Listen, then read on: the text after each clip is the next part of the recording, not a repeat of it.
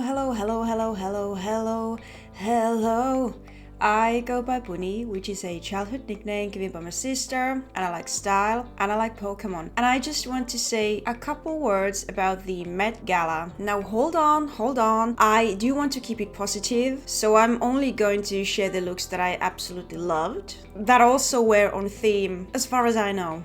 Now, I'm not a person who does or has ever done or ever worked in fashion design, in design in general. I'm just someone who has always, from a very young age, been interested in dressing up in style and expression through that. From the art side of things, I did go to a music school. I also played violin since I was 4 years old. So I definitely know much more about music as in an art form and music history compared to, well, other art history. But I'm inserting myself in this conversation because I watched parts of the gala and I watched for the fashion. I'm interested in fashion. I want to share. I'm gonna start with the looks that I loved. There are 7 in particular, and then at the end I'm gonna talk a little bit about the controversy, and also I'm eager to hear your opinions about it. So let's pull up some photos.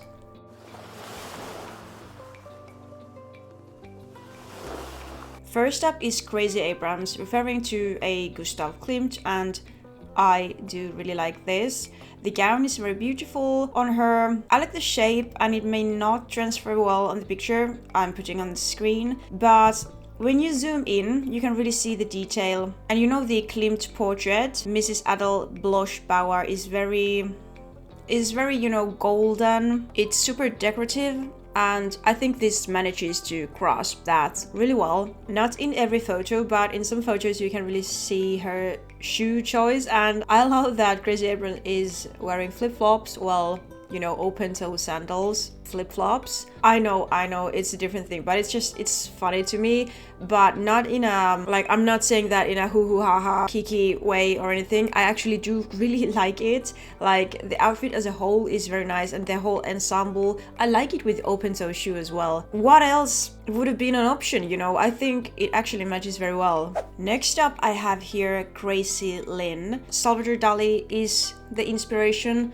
I don't quite see it, and I don't have to see it. I still appreciate it, and to me this is on theme. Oh, by the way, did I forget to mention the theme? Oh my god, I think everyone knows the theme. It's fashion is art. Elusive theme, in my humble opinion, but to be on theme, I don't think you have to have a clear reference. You don't have to depict a portrait, in my opinion. Now, Sabrina Carpenter's gown is made from film strips, and the whole look is very old Hollywood, which is kind of why I like this. Like, this isn't my favorite gown, but it suits Sabrina very, very, very well. It's different and doesn't go to a painting direction, and I like that. Film is obviously also art, and I think this is very clever. She looks very glamorous, and I think the shape of the dress and the whole vibe, for the lack of better words, I guess, is very her. Like, I don't think I would appreciate this as much if it was worn by someone else, but I don't know, it's just her image and everything. I do like it, and the headpiece is fun.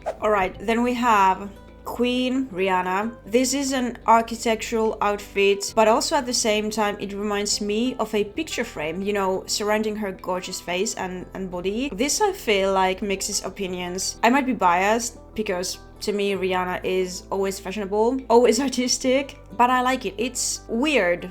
The detail of this gown is crazy. Plus, again, we have the open-toe sandals, and I'm here for it. Anokiai as Black Madonna. This is gorgeous. It's not just the gown.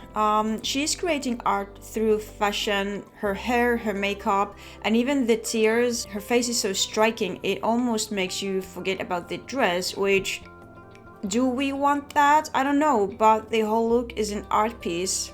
It's interesting. Actually, I don't even care that the gown itself isn't my favorite, because the whole look, the entirety is top tier to me. Next up for me is Hunter Schafer. By the way, I'm not talking about these looks in any particular order. I'm just, these are all my favorites. She is also depicting Gustav Klimt. This is Meda Primaversi, and the hair accessory and the flower detailing under the bust alone are quite clear giveaways about that.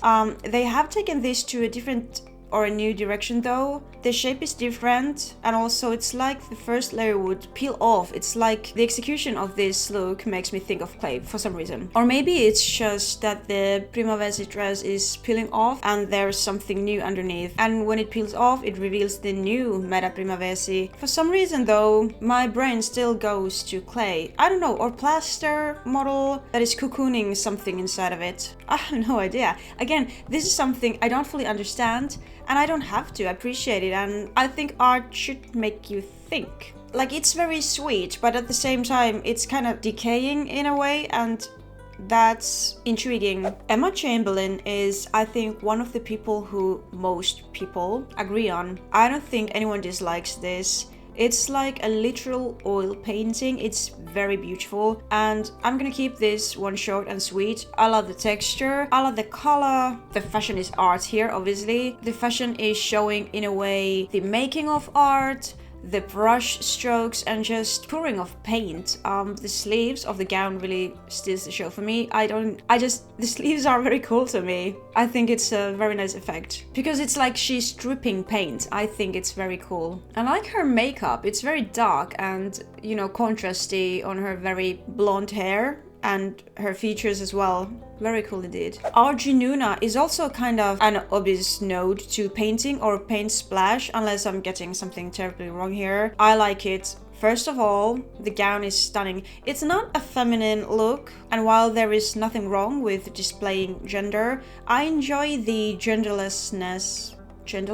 Yeah, I enjoy that of this whole look. It's a very blank canvas with paint splash, and as such, you know, it can turn into anything. The whole look is the art, from the accessories to her makeup. Love the lips, even to her hands and nails. And the hat is cool too. I wonder how this would work without the hat. That could add some paint splashes in the hair as well or something like that, but I'm liking the hat. Alright, last but not least, I have Janelle Monáe. Again, I'm quite biased, I think, regarding this, but I tend to love anything technology means nature type deal. You know, there is moss, there are wires, and I think circuits, and I love a butterfly detail. The effect of technology on nature and the two inevitably, you know, tangled together is thought-provoking, to say the least, or at least it should be. And I think this is an art piece. And the garment is part of the art, so fashion is art. It's not something so wearable, and it shouldn't be, since art doesn't have to have a functioning purpose, you know, like a gown obviously has, or clothing in general. In some examples, I've said that I love how the whole look, and not just the gown or the outfit, is the art. But here, with this one, I sort of think the opposite. And I love it, because this piece doesn't need anyone to carry it. Although, you know, Janelle Monáe, Janelle, I'm so sorry. Obviously, she is gorgeous and does amazing work, but this art would work on its own as well. It doesn't need to be worn by anyone. And I think that is what makes it a masterpiece. I'm not sure if I'm alone, you know, with my thoughts here. I don't know how this particular look was received, but I'm very much loving it. Okay, these were the 7 looks that I liked the most, but this year, especially, the Met Gala was also boycotted, and not everyone attended because of, well, the main sponsor, Jeff Bezos. And I do understand that. Let me know your thoughts about that. And the thing is, Met Gala is a fundraiser event. I think everyone knows this, or at least in some level is aware of that. And, you know, it is for the Metropolitan Museum of Art's Costume Institute, you know, the fundraising part. And, you know, part of me wants to think that it's good if someone with the deepest pockets wants to sponsor art or be the biggest donor. But at the same time, the political, let's say, baggage that the